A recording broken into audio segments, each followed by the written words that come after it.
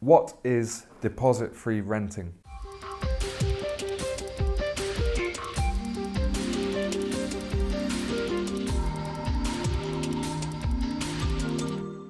Deposit-free rental is growing in popularity and may be shaping the way we approach property rentals. Zero deposit is an alternative to the standard hefty security deposit, but acts largely in the same way.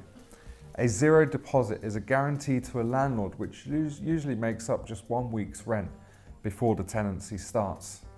If a tenant is responsible for any loss or damage thereafter to the property, a regulated body such as the Tenancy Deposit Scheme review the case accordingly.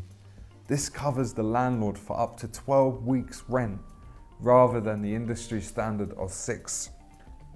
This provides adequate security to both the tenant and the landlord, and also makes renting a property far more accessible for most tenants, with a reduced amount of deposit required up front. This would also appear to aid the economy. We've recently highlighted that the total value of cash tied in deposits stands at a staggering £4 billion at the start of 2017-18, and that figure's rising.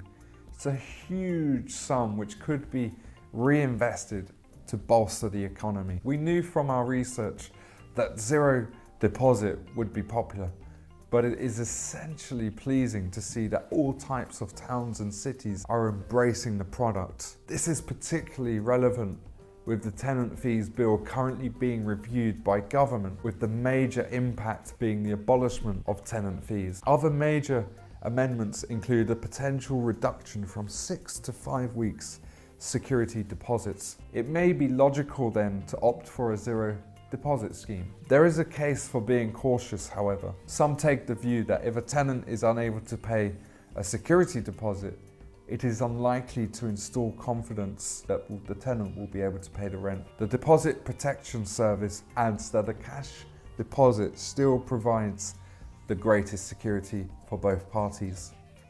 We're not convinced that the alternative schemes currently on the market will help reduce the financial pressures on renters or indeed offer greater securities to landlords. These schemes may be attractive to tenants from the initial cost perspective. Tenants may find that they actually incur higher costs by the end of a tenancy. Some even claim that deposit-free renting is being used by agents to compensate for the lack of tenant fees being abolished this year. With drastically opposing views on the subject, it is yet to be seen whether deposit-free renting will become a popular option in the rental industry. It is certainly an enticing option in the short term to find a rental property with less initial financial drain.